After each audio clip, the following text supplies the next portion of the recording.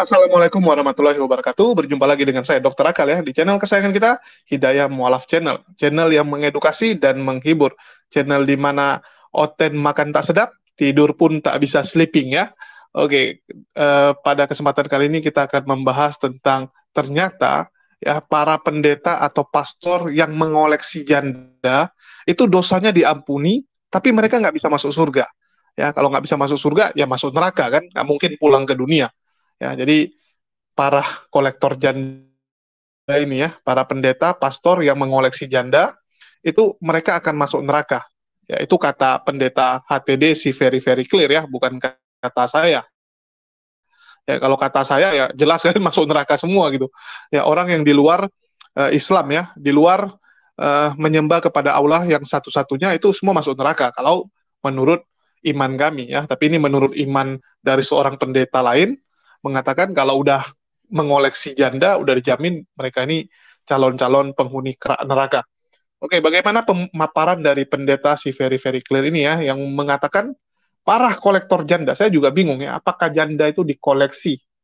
Ya, jadi kalau dikoleksi, berapa banyak jumlah janda yang kamu simpan, baru kamu itu bisa dikategorikan sebagai kolektor janda. Ya, di sini ada Gusandi juga ya. Assalamualaikum buat Gusandi. Waalaikumsalam warahmatullahi wabarakatuh. Oke, berapa jumlah orang ya? Berapa jumlah janda yang dimiliki oleh satu orang pendeta sehingga dia bisa disebut sebagai kolektor janda? Kalau menurut Gusandi. Ya kalau takarannya sih dianggap koleksi itu sebenarnya satu pun itu koleksi Bang Jun. Satu Oh, pun udah itu bisa ya? koleksi. Udah bisa namanya kita koleksi sesuatu. Tetapi biasanya kalau Tapi ini jumlahnya kolektor loh. lebih dari satu, Kolektor itu kan anggap profesinya mengumpulkan barang-barang koleksi jadi kolektor. Kayak gitu Bang Jun. Jadi kayak kayak petinju dan peninju itu berbeda. Peninju itu dengan ninju satu orang itu ada udah dianggap peninju. Tapi kalau petinju itu profesinya bertarung di arena. Jadi mungkin yang dimaksudkan kolektor oleh si HTD itu bukan hanya orang yang mengkoleksi janda, tetapi orang memang yang gemar ngoleksi janda dan beberapa orang begitu. Kegemarannya begitu, Bang. Jadi mungkin itu ya, maksudnya. harusnya lebih dari satu ya. Itu dari satu. Oke, Mungkin oke. gitu, Kita Bang. putarkan dulu nih. Ya, kita putarkan dulu bagaimana pemaparan dari pendeta very very clear ya.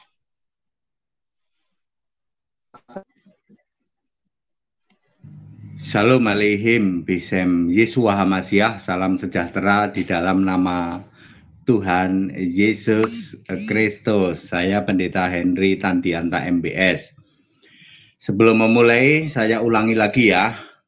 Cek fakta, Bapa itu bukan Allah. Bapa tidak pernah disembah, tetapi oleh gereja-gereja di luar sana selama ribuan tahun, Bapa disembah jadi Allah. Sedangkan Yesus Kristus yang jelas-jelas Allah yang benar, malah dihujat, direndahkan, cuman jadi anak, cuman jadi putra, dan ditolak sebagai satu-satunya Allah yang benar. Cek saja. Saya Pendeta Henry Tandianta MBS. Pertanyaannya begini ya, judulnya ya, kolektor janda diampuni tidak? Ya, kolektor janda itu diampuni tidak? Diampuni apa tidak, masuk surga apa tidak? Ya, saya sebenarnya sudah males ngomongin janda ya, ngomongin janda saya sudah males. Tapi ini penting, saya mau jelaskan juga ya, bahwa kolektor janda ya, yang kolektor janda terus itu kira-kira diampuni nggak Pak dosanya ya, saudara-saudara? Ini jawabannya ya. Kolektor janda ya diampuni dosanya tetapi tidak masuk surga. Oh iya dong, ya. Yudas Iskariot mengkhianati Yesus, betul? Betul. Yudas Iskariot diampuni apa tidak karena dia mengkhianati Yesus? Diampuni. Siapa menghujat anak manusia diampuni. Berapa ya? Matius 12 ayat 31 mungkin ya, kalau salah sorry, kalau salah ya. menghujat manusia itu diampuni. Ya. Tetapi Yudas itu pasti tidak ke surga. Bukan karena mengkhianati Yesus, tetapi karena bunuh diri. Nah, orang bunuh diri tidak mungkin masuk surga. Para kolektor janda, ya, dosamu meskipun merah seperti kirmisi, seperti kain kesumba, Yesaya 1 ayat 18 kalau tidak salah ya, tetap diampuni. Tetapi kamu tidak akan masuk surga. Kenapa tidak masuk surga? Bukan karena kamu berdosa sebagai kolektor janda, tetapi karena kamu menolak Yesus Kristus satu-satunya Allah. Itu dia.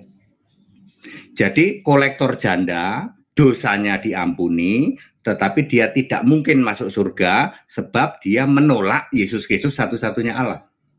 Ya, itu tidak masuk di dalam kategori iman kekristenan. Saifuddin Ibrahim, Paul Yong, meskipun kamu kolektor janda, kamu diampuni. Tetapi kamu mustahil bisa masuk di dalam surga sebab kamu menolak Yesus Kristus satu-satunya Allah. Kamu tidak masuk surga bukan karena kamu kolektor janda, tapi karena kamu memang imanmu bukan kepada Yesus Kristus satu-satunya Allah. Imanmu kepada Bapa Iblis. Itu kolektor jandanya. Bagaimana jandanya, Pak? Wahai para janda yang jadi korban para pendeta, tak kasih tahu, dosamu diampuni, tetapi kamu tidak akan masuk surga. Kenapa berani begitu? Karena kamu para janda, sama kamu juga menolak Yesus Allah. Jadi kamu tidak akan selamat bukan karena kamu jadi korbannya pendeta, tapi karena kamu juga menolak Yesus Allah. 2 Timotius 3 ayat 15. Iman itu yang menyelamatkan, iman kepada siapa? Kristus Yesus. Tidak ada iman kepada Bapa kamu selamat. Tidak pernah ada. Sob katul, saya tantang kamu, tunjukkan kalau kamu bisa selamat karena imanmu pada Bapa. Manuk berbulu tak tantang kamu. Tunjukkan kalau kamu bisa selamat karena percaya kepada Bapa.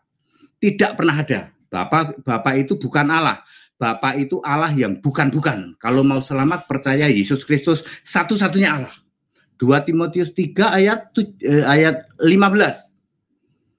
Ya, iman itu harus pada Kristus Yesus. Nanti waktu kita pertahankan terus sampai mati juga mati di dalam Kristus. 1 Tesalonika 4 ayat 16. Kalau kamu mati imanmu kepada Bapa, mustahil kamu selamat. Meskipun segala tingkah lakumu itu, dosamu itu bisa diampuni karena kamu tidak melakukan dosa maut. Ya, dosa maut itu adalah bunuh diri, murtad, mengingkari iman, terus menghujat Roh Kudus. Dua hal kamu lakukan. Menghujat Roh Kudus kamu lakukan. Yesus itu Roh Kudus kamu nggak percaya ya? Cetek banget pengetahuanmu. Ya, sob katul manuk berbulu, cetek banget pengetahuanmu. Saifuddin Ibrahim, cetek banget pengetahuanmu. Paul Yong, cetek banget. Rumah murah terkeren di kota Medan. Ini dia rumah tipe Onyx dari River Valley Residence. Saya tantang debat kalian. Ya, tidak pernah ada ya. Jadi kamu para janda yang jadi korban pendeta, kamu tetap diampuni dosamu. Tetapi selama kamu menolak Yesus Kristus satu-satunya Allah, namamu tidak ada di dalam kitab kehidupan dan kamu useless. Tidak ada gunanya. Kamu kuar-kuar jadi Kristen katanya menginjil kepada menginjil, menyebarkan Injil, pret. Ya, catat baik-baik, sob katul, manuk berbulu, Paul Yong, siapa lagi? Saifuddin Ibrahim. Ya. Cetek banget, ya, primitif banget pengetahuanmu tentang kebenaran Alkitab, ya, paham Alkitab aja enggak kok, kuar-kuar, mengklaim, gitu, menyebarkan Injil. Injil apa yang kamu sebarkan? Injil yang Yesusnya masih gondrong, tangannya bolong gitu, pret. Kamu menghina Yesus yang Allah, kamu hina, kamu nista itu. Saya tantang kamu, ya. Buktikan bahwa percaya kepada Bapa bisa selamat. Tidak pernah ada, percaya Bapak bisa selamat. Tidak pernah ada. Kalau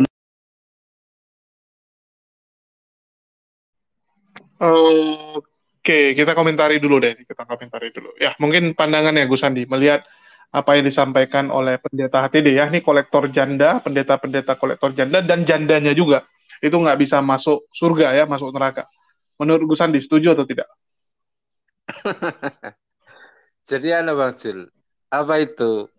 Sebenarnya kita kalau memahami kata kolektor yang dimaksudkan oleh HTD itu bukan seperti penafsiran atau pemahaman yang lurus seperti di KBBI, proses mengumpulkan sesuatu yang berhubungan dengan minat atau hobi.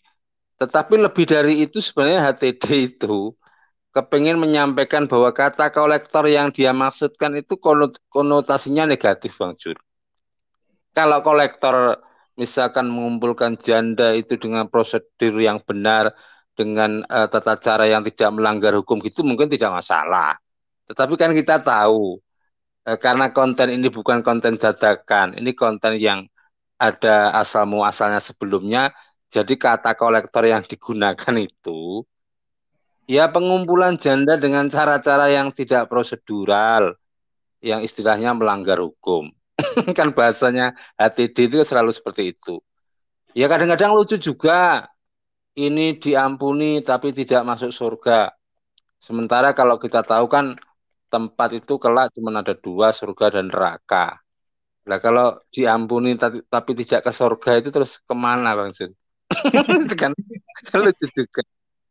Tetapi Ya, ini ibaratnya saya bilang sama Gus Andi, ya Gus Andi saya ampuni tapi tetap saya hukum gitu. tapi menarik loh orang ini Bang Jul. Kalau aku lihat ya ini gentle dan visioner ini. Gentle dan visioner. Ini orang ini Bang Jul, konsisten dengan ajarannya, kemudian punya toleransi yang tinggi, berpikir ke depan. Aku uraikan satu-satu lah. Dia gentle lah. Dengan seluruh keyakinan yang ada, dia tantang itu pendeta-pendeta yang yang dia anggap tidak punya moralitas yang bagus, yang hanya kowar-kowar, yang ilmunya cetek, primitif. Tadi kan komplit itu disebutin itu. Namanya ya. Sipudin, Zong, terus manuk berbulu itu kan istilah dia, terus sop bekatul, terus ada lagi pengepul segalanya. Semuanya ditantangin. Ya kita lihat Bang Jul, apakah mereka-mereka ini berani berdebat dengan Pak HDD atau mereka pengecut lah Bang Jul. Visionernya itu Bang Jul, setelah konten ini dia kritik soal kolektor janda, dia visioner Bang Jul. Dia melangkah ke depan, dia tidak hanya ngomong, sekarang dia buka konseling korban para pendeta yaitu janda-janda. Kan visioner Bang Jul. Ada solusi lah. Bahkan dia nargetin berapa? 200.000 ya? 400.000 atau 200.000 akan terkumpul jumlah korban segitu banyak seluruh Indonesia. Luar biasa ya kalau sampai se-Indonesia itu ada korban dari para pendeta segitu banyak. Dia targetnya 200.000 Bang Jul. Ya. Aku nggak tahu apakah 200.000 ini sebuah angka yang kebetulan atau ada tujuannya dengan 200.000 yang di uang suap Saipudin atau gimana, aku nggak tahu juga. Tapi kok kebetulan angkanya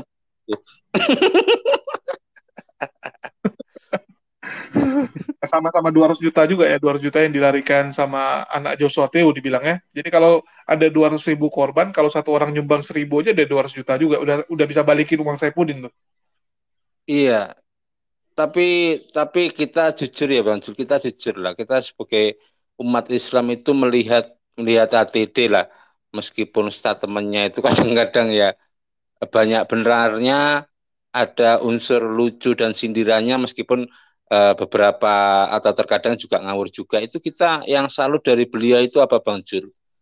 Beliau mengungkapkan statement itu karena keyakinannya, dan beliau itu berhati-hati untuk tidak mau melukai atau menista agama yang lain Bang Jul. Sebenarnya kan itu Bang Jul yang luar biasa. Jadi kalau menurutku ini gambaran sebenarnya seorang tokoh agama, seorang yang punya moralitas, dia menjaga tutur katanya. Karena keilmuan seseorang itu selalu berbanding lurus dengan etika. Orang itu makin berilmu dan makin berilmu itu pasti akan makin punya adab, punya akhlak, punya etika. Makanya dia di ujung kontennya yang terbaru itu Bang Jul, sebenarnya itu dia resah loh. Resah. Itu si Pudin, si Zong tiap hari makin membabi buta menjadi menista agama Islam. Dia sendiri aja yang satu agama itu risih Bang Jul. Risih loh dengan kelakuan dua orang itu. Kan kelihatan ini pendeta yang membawa kesejukan sama pendeta yang kompor provokator kan kelihatan Bang Jul. Itu yang aku salut dari HTD itu. Jadi dia termasuk apa menurutku ya dengan segala kapasitas keilmuannya dan lain sebagainya itu ya aku yang lebih penting tuh orang ini punya kapasitas atau integritas sebagai seorang tokoh yang bicaranya menyejukkan lah setidaknya bagi umat Islam Bang Jul. Oke, siap-siap ya. Bagaimana dengan tantangannya ini? Kira-kira menurut Gus Andi akan dijawab nggak sama para oten-oten ini yang disebut namanya satu persatu nih? Sebenarnya kan Pak HTD ini tidak nantang duluan. Kalau kita lihat di channel sebelah itu kan ada satu info kalau Sobekatul itu mau nantang HTD berdebat kasih hadiah 1 miliar. Bang Jul percaya kayak gitu? Astaga, kumpulkan dulu duitnya, cari notaris, titipkan dulu uangnya. Jangan ngomong aja. Kalau ngomong aja, luga aja pun bisa. Semua orang juga bisa. Ku kasih 1 triliun, ku kasih sekian gitu kan. Nggak ada uangnya, bullshit doang gitu kan. Ya, dan kita sudah melihat lah bagaimana komitmen dari pihak-pihak sebelah ini ya. Bagaimana begitu tidak bisa dipegang omongannya. Minimal kasihlah bukti keseriusan gitu kan. Panggil notaris ya, panggil dari pemerintahan atau apa kayak gitu kan, titipkan uangnya, ada bank garansi lah minimal. Ini kan cuman bacot doang, dan saya juga bingung ya, orang-orang Kristen ini kebiasaan itu, mengagung-agungkan satu nama, tapi begitu satu nama itu udah babak belur, nanti cari lagi yang lain gitu. Tapi macam nggak ada rasa bersalahnya gitu. Jadi yang kemarin bagaimana pertanggungjawabannya? Ya. Nggak ada rasa pertanggungjawabannya gitu dengan omongan dia. Sama kayak Pak Lius contohnya ya. Dulu dia bilang KC begini-begini, Yus dia bilang, kau belajarlah sama si KC gitu. Begitu KC kena kasus, gantian dia, pindah ke Saipudin jagoannya. Sekarang Saipudin udah kena masalah, pindah lagi ke Pak Bombok. Jadi saya bilang, Pak Lius nggak tobat-tobat. Bapak udah lihat kan bagaimana jagoan Anda gitu. Ya. Jadi nggak ada ini, istilahnya pertobatan sama penyelesaiannya nggak ada gitu. Main loncat sana, loncat sini aja gitu.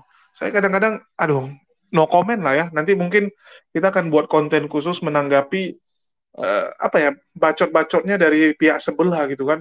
Ngomong, wah saya paling jago, saya paling inilah, nantangin sana, nantangin sini. Aduh, itu mirip orang gila. Orang gila semua juga ditantangin ya. Kalau mau kita bilang gitu. Tapi nantang itu ada ininya lah ya, ada isinya gitu. Misalnya nantangnya dalam tujuan apa? Misalnya contoh, ya si HTD, dia kan bukan sembarangan nantang. Dia tujuan nantangnya apa? Untuk membuktikan kalian yang sesat atau aku yang sesat. Ya, ada fungsinya yaitu pembuktian ya bahwa kalian yang salah atau aku yang salah. Jangan nantang-nantang, wah, mualafkan aku gitu kan. Siapa yang bisa mualafkan aku ya? Kita juga bisa buat. Siapa yang bisa murtadkan saya gitu kan? Aduh, ini kan balik lagi. Kamu nantang tuh tujuannya apa? Edukasi, ya, memberikan pencerahan atau cuman untuk gaya-gayaan nyari viewer gitu. Ya, ada orang Ya, cuman gaya-gayaan cuman nyari viewer doang gitu. ya harus berani lah.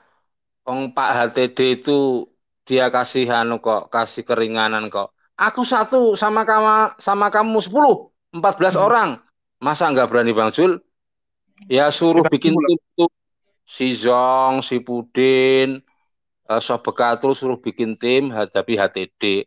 Apalagi mereka kan satu bergelar Nabi, satu Paulus modern. Masa bersepuluh hadapi HTD nggak berani lah. Nah, kita doakan berani Bang Jul. Kalau nggak Ya, kita berani ya doakan ya. lah Bang Ya, karena Jul. HTD rekornya kok dia nggak pernah lari ya dari debat ya. Diundang dia selalu debat loh. Dia bukan debat di YouTube ini. Debat langsung tatap muka kok. Dia berapa kali ya dari zaman dulu seperti itu. Bahkan kita bisa melihat bagaimana emosi dia tuh bagus gitu ya. Nggak kayak Saipudin gitu. Di debat macam mau ngajak orang berantem. Ya. Si HTD bagus, datang bagus-bagus, pulangnya bagus-bagus, foto-foto, makan-makan bersama. Ya. Hanya beberapa orang Kristen yang bisa diajak debat tatap muka dan selesai dengan bagus-bagus ya. Selebihnya itu kayak macam mau berantem aja gitu. Oke, kita doakanlah bisa terjadi ini. Ada lagi yang mau Iyalah, disampaikan di sini? kalau kalau Pak HTD itu bahasanya bagus, kontrol emosinya bagus, bahasanya apa itu? Santai tapi tajam dan menohok, Bang. Menenggelamkan orang deh. Kita doakan. Ini sebenarnya ada satu kasus yang mau ditunjukkan sama Pak HTD itu. Kuliti habis-habisan moralitas Udin, Zong, dan kawan-kawan. Yang kedua, sekarang ini seakan-akan mau dikuliti kapasitas intelektual keduanya. Ya kita harapkan beranilah Bang Jul. Kalau nggak berani ya berarti ya cemen lah, kata Pak HTD. Cetek, primitif. Ya kita lihat Bang Jul, masa duet Nabi dan Rasul modern nggak berani sama Pak HTD. Lanjutkan Pak HTD. Ya, kami mendukung Pak HTD ya untuk membongkar para oten-oten ini ya, yang sebenarnya ya cuman mencari keuntungan sendiri, cuman mencari keuntungan kok, tidak ada mewakili kekristenan, malah menjadi batu sandungan kalau saya bilang ya, batu sandungan bagi kekristenan. Yang namanya batu sandungan ya harus dibuang gitu daripada bikin orang tersandung. Ya, mungkin itu aja dari saya ya. Makasih nih buat teman-teman dan salut buat Pak HTD ya. Aku tambahin dikit. Sebenarnya Pak HTD ini adalah seorang warga negara dan penganut agama yang sedang punya dua keresahan, Bang Zul. Keresahan terhadap pihak-pihak yang mencoba mengacaukan toleransi kehidupan beragama di Indonesia. Yang kedua, keresahan sebagai seorang penganut agama yang dia melihat ada kebobrokan, ada sesuatu yang tidak beres dengan orang-orang yang ada atau tokoh-tokoh yang ada dalam agamanya. Dua keresahan itu Bang Jul. Makanya kita dukung Pak HTD untuk lanjutkan gebukin si Udin dan kawan-kawan. Terima kasih Bang Jul. Assalamualaikum warahmatullahi wabarakatuh. Tunggu. Ini jangan dibilang digebukin ya, tapi mengungkap kebenaran ya. Jadi memang kesannya jadi menggebukin, tapi karena memang orang tuh salah.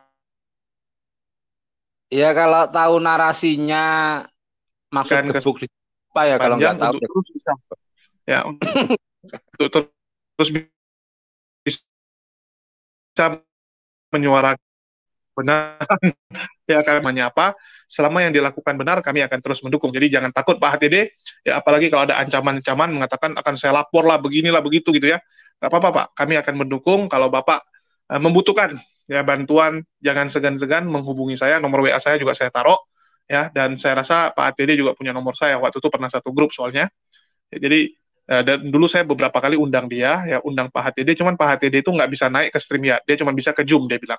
Ya, kalau StreamYard entah kenapa handphonenya tuh nggak bisa ada suara. Jadi itu aja. Makasih nih buat teman-teman yang udah nyimak. Kita dukung terus. Semoga kebenaran bisa tetap ya menang dari kebatilan. Karena kebatilan ini dengan segala tipu dayanya mencoba ya merongrong kebenaran dan juga ingin merusak persatuan Indonesia. Makasih buat semuanya. Saya ucapkan wassalamualaikum warahmatullahi wabarakatuh. Sampai jumpa di lain kesempatan.